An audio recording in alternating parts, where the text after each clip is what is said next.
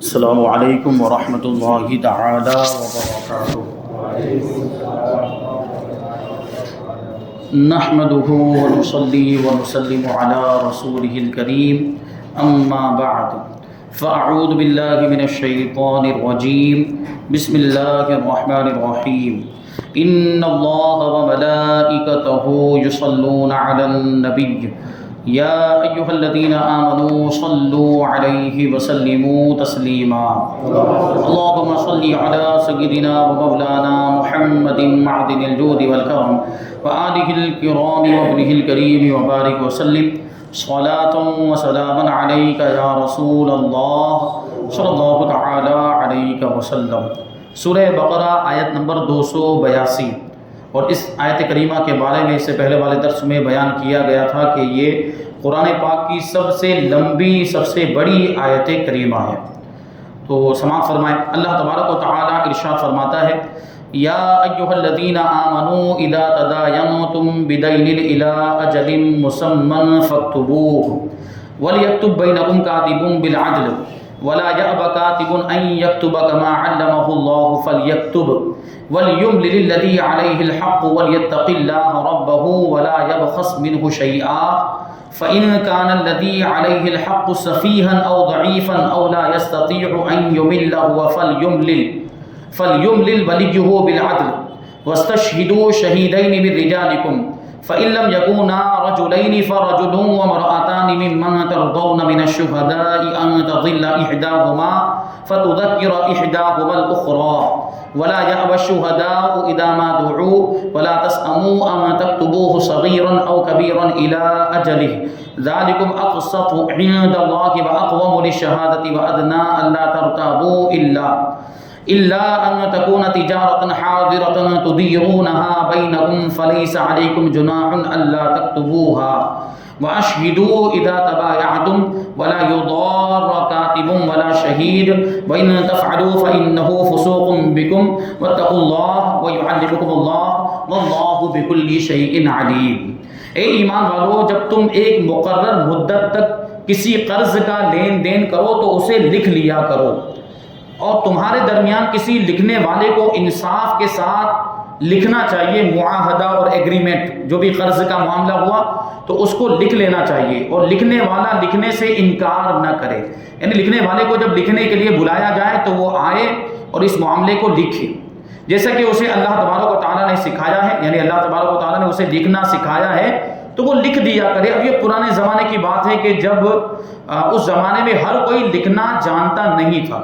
مخصوص افراد ہوتے تھے، چند لوگ ہوتے تھے جو لکھنا جانتے تھے، تو جہاں لکھنے کی ضرورت ہوتی تو ان کو بلایا جاتا، اور ایسا نہیں کہ ویسے ہی بلایا جاتا، ان کو اجرت بھی دی جاتی تھی، ان کے لکھنے اور ان کے کام مزدوری کا ان کو پیسہ بھی دیا جاتا تھا۔ تو جس کو لکھنے کے لیے بلایا جائے تو وہ لکھنے سے انکار نہ کرے، جیسا کہ اللہ تبارک و تعالیٰ نے اسے سکھایا ہے، یعنی لکھنا سکھایا ہے، تو اسے لکھ دینا چاہیے۔ اور جس شخص پر حق لازم آتا ہے، یعنی جس پر قرضہ یا کسی اور کا حق لازم ہوتا ہے، وہ لکھاتا جائے، یعنی اس کی ذمہ داری بنتی ہے کہ وہ لکھوائے کہ میرے اوپر اتنے روپے ہیں، فلاں کے باقی ہیں، فلاں کا اتنے روپے قرضہ میرے اوپر ہے، یا فلاں کے پاس سے میرے یہ سامان خریدا تھا، اس کے اتنے روپے، اس کے ثمن کے، اس کی قیمت کے میرے ذمے میں باقی ہیں، وہ لکھواتا چلا جائے، اور اللہ سے ڈرے جو اس کا رب ہے، اور اس حق میں کچھ بھی کمی نہ کرے۔ پھر جس پر حق آتا ہے، اگر وہ بے عقل ہے، ناسمجھ ہے، یا کمزور ہو، یا لکھوا نہ سکتا ہو، تو اس کا ولی انصاف کے ساتھ لکھوا دے۔ کبھی ایسا بھی ہو سکتا ہے کہ نابالغ ہے، سمجھ میں نہیں آتا ہے کہ کیا لکھوانا چاہیے، یا کمزور ہے، نہیں لکھوا سکتا، یا اتنی سمجھ نہیں ہے، یا کوئی اور وجہ ہے جس کی وجہ سے وہ نہیں لکھوا پاتا، جیسے کہ گونگا ہے مثال کے طور پر، بول نہیں پا رہا ہے، تو کیسے لکھوائے گا؟ تو اب اس کا ولی لکھوائے، جس پر حق آتا ہے اس کا ولی، یعنی اس کا سب سے زیادہ جو قریبی رشتہ دار ہوگا وہ لکھوائے کہ اس کے اوپر اتنا اتنا حق آتا ہے۔ اور اپنے مردوں میں سے 2 گواہ بنا لو۔ دیکھیے 2 چیزیں یہاں پر بیان کی جا رہی ہے، ایک تو لکھوانے کا بھی ذکر ہو رہا ہے کہ لکھوا بھی لیا جائے اور ساتھ میں گواہ بھی بنا لیے جائیں، تو کیا ہوگا، اس سے اور مضبوطی آ جائے گی معاملے کے اندر، اور بعد میں کسی طرح کے انکار کی کوئی گنجائش نہیں رہے گی۔ بعد میں پھر کوئی انکار نہیں کر سکے گا بھائی اتنے نہیں تھے، اتنے تھے، یا تو میرا تو قرضہ تھا ہی نہیں، میں نے تو کسی کے پاس سے کچھ بھی نہیں لیا۔ تو اس طرح جو ہے اگر لکھوا بھی لیا جائے اور گواہ بھی بنا لیے جائیں تو بعد میں کوئی انکار نہیں کر سکے گا۔ تو آگے وہی فرمایا جا رہا ہے کہ اپنے مردوں میں سے 2 گواہ بنا لو، پھر اگر 2 مرد نہ ہو تو 1 مرد اور 2 عورتیں ان گواہوں میں سے منتخب کر لو جنہیں تم پسند کرو۔ یعنی وہ ان کے اعمال کے اعتبار سے ظاہری اعمال کے اعتبار سے نیک نمازی ایسے لوگ، ان کو گواہ بنایا جائے جو عام طور پر جھوٹ نہیں بولتے۔ آدمی ظاہر سی بات نمازی ہے، 5 وقت کی نماز کی پابندی کرتا ہے، نیک ہے، تو اس کا مطلب وہ جھوٹ سے بھی بچتا ہوگا، تو وہ اس کو گواہ بنائیں گے تو وہ کبھی جھوٹی گواہی نہیں دے گا، وہ بولے گا تو سچ بولے گا۔ تو تمہیں پسند ہو ایسے لوگوں کو بناؤ، گواہ بناؤ، تاکہ اگر ان میں سے ایک عورت، دیکھیں یہاں پر 2 چیزیں ہیں گواہی کے اندر، یا تو 2 مردوں کو گواہ بنایا جائے یا 1 مرد اور 2 عورتوں کو گواہ بنایا جائے۔ 2 عورتوں کی گواہی 1 مرد کے برابر ہوتی ہے، لیکن عورتیں ہی عورتیں سب مل کر گواہی دیں تو اگرچہ 4 ہوں یا 5 ہوں ان کی گواہی نہیں مانی جائے گی۔ ایک نہ ایک تو مرد ہونا ضروری ہے، ایک مرد ہو، اس کے مقابلے میں اگر عورت کو گواہ بنانا چاہتے تو 1 مرد کے قائم مقام 2 عورتیں ہوں گی، یعنی ایک طرف 1 مرد اور پھر دوسری طرف 2 عورتیں، تو یہ 2 مردوں کی گواہی کے قائم مقام ہو جائے گی۔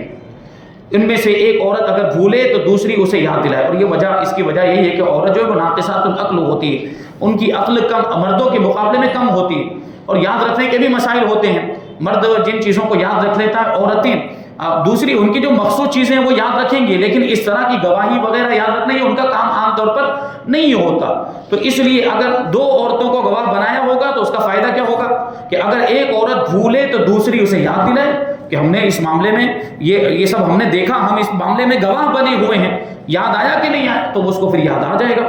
اور جب گواہوں کو بلایا جائے تو وہ آنے سے انکار نہ کریں، یعنی کیا مطلب ہوا کہ گواہ تو بن گئے، اب بعد میں کبھی اختلاف ہو گیا، بعد میں جیسے مثال کے طور پر اگر دستاویز نہیں ہے، دستاویز بھی ہے تو گواہوں کی ضرورت نہیں پڑے گی، مان لے گا، لیکن ہو سکتا ہے کہ دستاویز کا بھی انکار کر دیا سامنے والے نے، اب گواہوں کو پیش کرنے کی باری آ گئی کہ میرے پاس تو گواہ بھی تھے، تو گواہوں کو گواہ پیش کرنے کے لیے بلایا جائے تو پھر ان کو جانا چاہیے گواہی دینے کے لیے اور انکار نہیں کرنا چاہیے۔ اور قرض چھوٹا ہو یا بڑا اسے اس کی مدت تک لکھنے میں اکتاؤ نہیں، یعنی لکھ دینا چاہیے، اس میں کنٹالا جو ہوتا ہے وہ ہمارے یہاں پہ جو اکتاہٹ وہ نہیں ہونی چاہیے۔ یہ اللہ کے نزدیک زیادہ انصاف کی بات ہے اور اس میں گواہی خوب ٹھیک رہے گی، اور یہ اس سے قریب ہے کہ تم بعد میں شک میں نہ پڑو، کیونکہ خود لکھا ہوا ہے اور دستاویز تیار ہے تو ظاہر سی بات ایک مضبوطی آ چکی ہے، تو کسی طرح کا بعد میں کوئی شک بھی نہیں ہوگا۔ ہر معاہدہ لکھا کرو، آپس میں جو بھی لین دین ہو اس کو لکھا کرو، مگر یہ کہ کوئی ہاتھوں ہاتھ کا سودا ہو جس کا تم آپس میں لین دین کرو۔ ہاتھوں ہاتھ کا سودا کا مطلب جس میں ادھار کا کوئی معاملہ ہی نہ ہو، جس میں قرض کا کوئی معاملہ نہ ہو، ہاتھوں ہاتھ لین دین ہو رہا، ایک طرف سے لیا جا رہا ہے دوسری طرف سے دیا جا رہا ہے۔ جیسے عام طور پر ہم خرید و فروخت کرتے ہیں، دکان پر جاتے ہیں کوئی سامان خریدنے کے لیے تو ایک طرف سے پیسہ دے دیتے ہیں، دوسری طرف سے ہمیں سامان مل جاتا ہے، تو یہ ہاتھوں ہاتھ کا سودا ہوتا ہے، اس میں کوئی ادھار کوئی چیز ہوتی نہیں، تو اس میں لکھنے کی ضرورت بھی نہیں ہے۔ ویسے بھی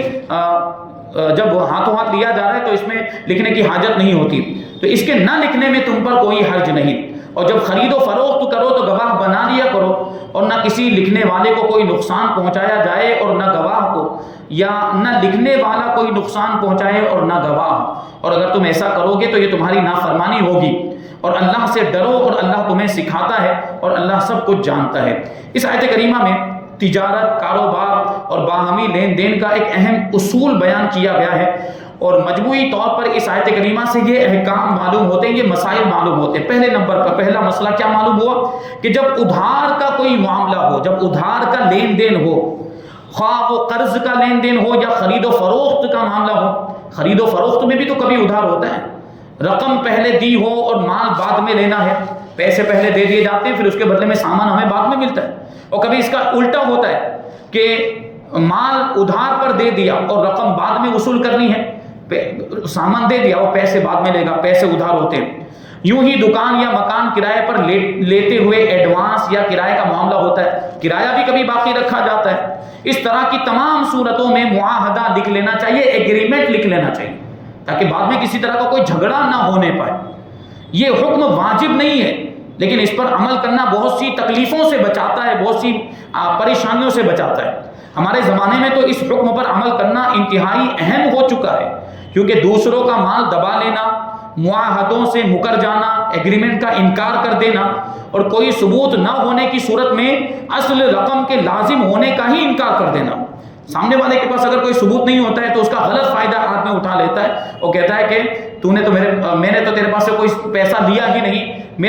مجھ پر تیرے کچھ بھی نہیں بنتے، تو اس طرح انکار کر دیا جاتا ہے۔ ہر طرف یہ باتیں عام ہو چکی ہے، لہٰذا جو اپنی عافیت چاہتا ہے وہ اس حکم پر ضرور عمل کر لے، یعنی لکھوا لے اس کو، ایگریمنٹ کو، ورنہ بعد میں صرف پچھتانا ہی نصیب ہوگا۔ اسی لیے آیت کے درمیان میں فرمایا کہ اور قرض چھوٹا ہو یا بڑا ہو اسے اس کی مدت تک لکھنے میں اکتاؤ نہیں، کسی طرح کی پریشانی کا، اکتاہٹ کا شکار نہ ہو جاؤ، بلکہ لکھواؤ اس کو، چستی کے ساتھ لکھواؤ، کیونکہ یہ آگے آپ ہی کو کام آئے گا۔ دوسرا مسئلہ کیا معلوم ہوا؟ فرماتے ہیں کہ معاہدہ انصاف کے ساتھ لکھنا چاہیے۔ انصاف کے ساتھ لکھنے کا مطلب کیا ہوا کہ کسی قسم کی کوئی کمی بیشی یا ہیرا پھیری نہ کی جائے۔ ان پڑھ آدمی کے ساتھ اس چیز کا زیادہ اندیشہ ہوتا ہے۔ ان پڑھ آدمی جو لکھنا نہیں جانتا اور جو پڑھنا نہیں جانتا تو اس کے ساتھ اس طرح کے بڑے مسائل پیش آتے ہیں۔ اگر کوئی اس کو لکھ کر دے بھی دے تو اس میں کیا لکھا ہوا ہے وہ اس کو پتہ نہیں چل پائے گا، تو اس کے ساتھ اس طرح کے دھوکے اکثر ہو جایا کرتے ہیں۔ جو لکھا پڑھا نہیں ہوتا ہے اس کے ساتھ ایسے معاملات پیش آتے رہتے ہیں۔ تو لکھنا پڑھنا بھی کتنا ضروری ہو گیا ہے زمانے کے اعتبار سے، اس پر بھی آپ غور کریں۔ تیسرا مسئلہ، اگر کسی کو خود لکھنا نہیں آتا، مثلا بچہ ہے وہ، یا انتہائی بوڑھا ہو گیا، یا نابینا اندھا ہو گیا وغیرہ، تو دوسرے سے لکھوا لے، اور جسے لکھنے کا کہا جائے اسے لکھنے سے انکار نہیں کرنا چاہیے، کیونکہ یہ لکھنا لوگوں کی مدد کرنا ہے، اور لوگوں کی مدد کرنے پر ثواب ملتا ہے، اور لکھنے والے کا اس میں کوئی نقصان بھی نہیں ہے، تو مفت کا ثواب کیوں چھوڑے؟ مدد کرنے کا جو ثواب مل رہا ہے وہ ثواب کیوں چھوڑے؟ نمبر 4، لکھنے میں یہ چاہیے کہ جس پر ادائیگی لازم آ رہی ہے وہ لکھے یا وہ لکھوائے۔ نمبر 5، لین دین کا معاہدہ لکھنے کے بعد اس پر گواہ بھی بنا لینے چاہیے تاکہ بوقت ضرورت وہ گواہ کام آئیں۔ گواہ 2 مرد ہوں یا 1 مرد اور 2 عورتیں ہوں۔ نمبر 6، گزشتہ احکام قرض اور ادھار کے حوالے سے تھے۔ اگر ہاتھوں ہاتھ کا معاملہ ہے، ایک ہاتھ سے لیا جا رہا ہے ایک ہاتھ سے دیا جا رہا ہے، یعنی رقم دی اور سودا لے لیا، تو اس میں لکھنے کی حاجت نہیں۔ جیسے عموماً دکانوں پر جا کر ہم رقم دے کر چیز خرید لیتے ہیں اور وہاں لکھا نہیں جاتا۔ ہاں، اپنے حساب کتاب کے لیے بل وغیرہ بنا لینا مناسب ہے، اپنے پاس اپنے حساب کے لیے کہ بھائی میرا کتنا خرچہ ہوا ہے، مہینے کا خرچہ کبھی جوڑا جاتا ہے، کبھی ایک دن کا خرچہ جوڑا جاتا ہے کہ ہم نے اس مہینے میں کتنا خرچ کیا، تو وہ بل وغیرہ محفوظ رکھے جاتے ہیں تاکہ ہم اپنا حساب کتاب اس کے ذریعے سے جوڑ سکیں۔ یوں ہی کوئی چیز وارنٹی پر ہوتی ہے تو بل بنوایا جاتا ہے کہ بعد میں اسی کی بنیاد پر وارنٹی استعمال ہوتی ہے، تو وہاں بھی بل کی ضرورت ہوتی ہے۔ یہ ہم دیکھتے ہیں کہ اکثر جو سامان ہوتا ہے اس کو وارنٹی ملتی ہے، 1 سال کی وارنٹی، 6 مہینے کی وارنٹی، تو اس کے لیے بل ضروری ہوتا ہے، یا وارنٹی کارڈ اب تو الگ سے ملنے لگ گیا ہے، وہ کارڈ ضروری ہوتا ہے، یا دونوں چیزیں ضروری ہوتی ہے، بل بھی دکھانا پڑتا ہے اور وارنٹی کارڈ بھی دکھانا پڑتا ہے، تب جا کے وہ وارنٹی کا ہم فائدہ اٹھا پاتے ہیں۔ تو اب ایسی صورت میں وہ وارنٹی کارڈ لینا بھی ضروری ہوگا اور بل بنوانا بھی ضروری ہوگا، اس سے وہ وارنٹی سے فائدہ اٹھانے کے لیے۔ آگے 7ویں نمبر پر ہے کہ آیت میں یضارہ کا لفظ آیا ہے۔ عربی کے اعتبار سے اسے معروف اور مجہول دونوں معنوں میں لیا جا سکتا ہے۔ اب یہ معروف اور مجہول کیا آ گیا؟ یہ گرامر کی بات آ گئی، میں اس کو آپ کو سمجھانے کی کوشش کروں۔ معروف وہ کام ہوتا ہے جس کا کرنے والا معلوم ہو، اور مجہول اس کام کو کہتے ہیں جس کا کرنے والا معلوم نہ ہو۔ اس کو میں مثال کے ذریعے سمجھاؤں، جیسے ہم کہیں کہ زید آیا، زید نے کھایا، تو یہاں پر آنے کا بھی کام ہو رہا ہے، کھانے کا بھی کام ہو رہا ہے، یہ جو کام ہو رہے ہیں اس کا کرنے والا ہمیں معلوم ہے، وہ کون ہے؟ زید ہے۔ زید نے کھایا اور زید آیا، تو یہاں پہ اس کا کرنے والا معلوم، تو یہ جو کام ہوگا، یہ جو فعل ہوگا، اس کو ہم فعل معروف کہیں گے، یہ عربی گرامر کے اعتبار سے۔ اور کبھی ایسا ہوتا ہے کہ کام ہو رہا ہوتا ہے لیکن کام کرنے والا کون ہے وہ معلوم نہیں ہوتا، جیسے ابھی ہم کھانے کی بات کر رہے ہیں، تو اس کو یوں جملہ بنایا جائے کہ کھانا کھایا گیا، کھانا کھایا گیا، تو اب ہمیں یہ پتا چل رہا ہے کہ ہاں کھانا کھایا گیا ہے، لیکن کھانے والا کون ہے وہ اس جملے میں بیان نہیں کیا گیا، کوئی بھی ہو سکتا ہے۔ تو یہ جو فعل ہوگا اور یہ جو کام ہوگا جس میں اس طرح کے جملے استعمال کیے جائیں کہ جس میں اس کا کرنے والا پتہ نہ چلتا ہو، تو اس کو فعل مجہول کہتے ہیں۔ تو یضارہ کا جو لفظ ہے یہ فعل مجہول بھی مانا جا سکتا ہے اور فعل معروف بھی مانا جا سکتا ہے، یعنی نقصان نہ دیا جائے، نقصان نہ پہنچایا جائے، یا یہ کہ وہ نقصان نہ پہنچائے۔ تو اب یہ دونوں معنوں کے اعتبار سے اس کی تفصیل کیا ہوگی، تو کہتے ہیں ایک صورت یعنی مجہول کے اعتبار سے معنی ہوگا کہ کاتبوں کو، لکھنے والوں کو اور گواہوں کو ضرر نہ دیا جائے، یعنی ان کو نقصان نہ پہنچایا جائے، یہ مجہول والا معنی ہو گیا۔ اور اس کی صورت یہ ہو سکتی ہے کہ کاتب یعنی لکھنے والا اور گواہ اپنی ضرورتوں میں مشغول ہوں، اپنے کام میں مشغول ہیں، تو انہیں اس وقت لکھنے پر مجبور نہ کیا جائے۔ وہ اپنے کام میں اور زبردستی ان کو وہاں سے لے کر آئے کھینچ کر کے، بھائی میرا لین دین کا معاملہ، ادھار کا معاملہ ہو رہا ہے تو آؤ اور لکھ، تو وہ اپنا کام چھوڑ کر آئے گا تو اس کا نقصان ہو جائے گا۔ وہ فری ہو، اس کے پاس ٹائم ہو تو اس کو لے کر آیا جائے، اور زبردستی وہ اپنے کام میں مشغول ہو پھر بھی اس کو لے کر آئیں گے تو وہ تکلیف میں آ جائے گا، تو یہ اس کو ضرر دینا ہوا۔ تو ان سے ان کا کام چھڑوا دیا جائے تو یہ اس کو نقصان پہنچانا ہوا۔ یا کاتب یعنی لکھنے والے کو لکھنے کا معاوضہ نہ دیا جائے، لکھوا رہے ہیں تو اس کی کوئی نہ کوئی اجرت، اس کی مزدوری دینی چاہیے۔ یا گواہ دوسرے شہر سے آیا، کبھی ایسا بھی ہو سکتا ہے کہ گواہ، ہم جب معاملہ کر رہے تھے تب تک وہ یہاں گواہ موجود تھا تو وہ گواہ بن تو گیا، لیکن بعد میں کسی ضرورت کی وجہ سے وہ دوسری جگہ چلا گیا۔ اب جب اختلاف ہوا تو گواہ پیش کرنے کی ضرورت آئی تو گواہ کو وہاں سے بلائے گا۔ مثال کے طور پر بڑوڑا سے ہم نے بلایا، احمد آباد سے ہم نے بلایا، تو احمد آباد سے آئے گا جائے گا تو کرایہ تو لگے گا، تو اس کا کرایہ نہ دیا جائے، سفر کا خرچہ نہ دیا جائے تو وہ تکلیف میں آئے گا، یہ اس کو تکلیف دینا ہو گیا۔ دوسری صورت یعنی معروف پڑھنے میں معنی یہ ہوگا کہ کاتب یعنی لکھنے والا اور گواہ لین دین کرنے والوں کو نقصان نہ پہنچائے۔ اس کی صورت یہ ہوگی کہ فرصت اور فراغت ہونے کے باوجود نہ آئے، فری بیٹھا ہوا ہے اور کوئی دوسرا کام نہیں ہے، کوئی ضرورت نہیں ہے، اور اس کو بلایا جا رہا ہے کہ یہاں گواہی دینے کے لیے آؤ، پھر بھی نہیں آ رہا، یا لکھنے کے لیے آؤ تو بھی لکھنے کے لیے نہیں آ رہا ہے، تو اب وہ اس کی طرف سے نقصان پہنچانا پایا جا رہا ہے۔ یا لکھنے میں کوئی گڑبڑ کر دیں، وہ اس کو لکھنے کے لیے بلایا گیا تو اس کو صحیح لکھنا چاہیے، انصاف کے ساتھ، جو بھی معاملہ ہے لین دین کا، اس میں گڑبڑ کر دی، کمی بیشی کر دی، تو یہ اس کی طرف سے نقصان پہنچانا ہوگا۔ نمبر 8 آیت کے اس حصے میں کہ واشہدوا اذا تبایعتم، یعنی جب تم خرید و فروخت کرو تو گواہ بنا لیا کرو۔ یہ گواہ بنانے کا جو حکم ہے یہ حکم مستحب ہے۔ خرید و فروخت تو عام طور پر چونکہ ہاتھوں ہاتھ ہوتی ہے، اس میں ادھار کا معاملہ نہیں ہوتا، ادھار ہوگا تو پھر تو لکھیں گے بھی اور دستاویز بھی بنائیں گے، معاہدہ وغیرہ اور اس کو لکھوایا جائے گا۔ لیکن اگر ہاتھوں ہاتھ خرید و فروخت کا معاملہ ہو رہا ہے تو اس میں گواہ بنانے کی ضرورت نہیں ہے اور اس کو لکھنے کی بھی ضرورت نہیں ہے، تو یہ جو حکم دیا گیا کہ گواہ بنا لو یہ مستحب ہے اور اس کے فائدے ہیں۔ یہاں آیت میں گواہ کا مسئلہ بھی بیان کیا گیا ہے، تو اس کی مناسبت سے گواہی کے چند احکام بیان کیے جاتے ہیں۔ ابھی ہمارے یہاں پر تو یہ کیا مطلب یہ سب چیزیں تقریباً ختم ہو گئی۔ پہلے تو ہوتا تھا کہ اسلامی حکومت ہوتی، اسلامی بادشاہ ہوتے اور ان کی طرف سے قاضی شرع مقرر کیے جاتے تھے جو شریعت کے فیصلے کیا کرتے تھے، اور شریعت کے مطابق وہ گواہ جو مدعی ہوتا، جو دعویٰ کرنے والا ہوتا، اس سے وہ گواہ کا مطالبہ کرتے کہ تم نے یہ دعویٰ کیا تو تمہارے پاس کیا گواہ ہے، وہ گواہ پیش کر دیتا تو اس کے مطابق فیصلہ ہو جاتا، اور وہ گواہ نہیں پیش کر پاتا تو مدعا علیہ یعنی جس پر دعویٰ کیا گیا ہوتا ہے، جس کے خلاف دعویٰ کیا گیا ہوتا ہے، اس سے قسم لی جاتی تھی کہ تم اب قسم کھا کے کہو کہ یہ جو کہہ رہا ہے وہ جھوٹ کہہ رہا ہے، وہ قسم کھا لیتا تو اس کے حق میں فیصلہ ہو جاتا تھا۔ یہ پرانے زمانے میں قاضی شرع جو ہوتے تھے وہ اس طرح لوگوں کے معاملات اور مقدمات کے فیصلے کیا کرتے تھے۔ اب تو وہ سب رہا ہی نہیں، اور قاضی شرع کہاں پائے جاتے ہیں؟ بہت ہی کم،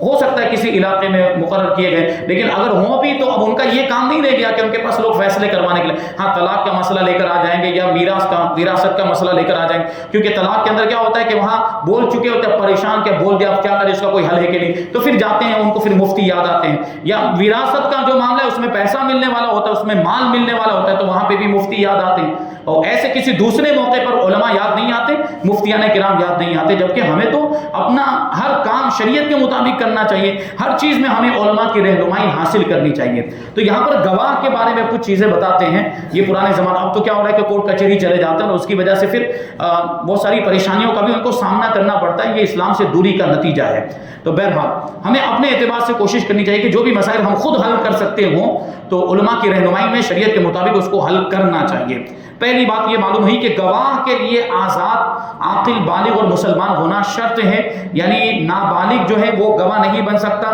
اسی طریقے سے غلام اگر ہے تو وہ گواہ نہیں بن سکتا، کوئی مجنون یا پاگل ہے تو وہ بھی گواہ نہیں بن سکتا، اور کفار کی گواہی صرف کفار پر مقبول ہوگی، مسلمان کے خلاف کسی کافر کی گواہی نہیں مانی جائے گی، کیونکہ کافر ویسے بھی مذہب الگ ہونے کی وجہ سے اس کے دل میں مسلمانوں کے تعلق سے کچھ نہ کچھ تو ایسا معاملہ ہوگا، اور ظاہر سی بات ہے مسلمان کو نقصان پہنچانے کے لیے جھوٹی گواہی بھی دے سکتا ہے۔ وہ کافر ہے، جب اس نے اسلام کو چھوڑ دیا، مرتد ہے تو پھر تو مسئلہ ہی الگ ہے، وہ تو کسی بھی صورت میں اس کی گواہی نہیں مانی جائے گی، لیکن کافر اشری بھی اگر ہے، غیر مسلم بھی ہے، تو وہ تو اسلام سے دور ہے پہلے ہی سے، کافر ہے، کفر میں مبتلا ہے، تو اس سے کیا امید کی جا سکتی ہے کہ وہ ہمارے حق میں سچی گواہی دے گا؟ تو اس لیے کافر کی جو ہے گواہی نہیں مانی جائے گی۔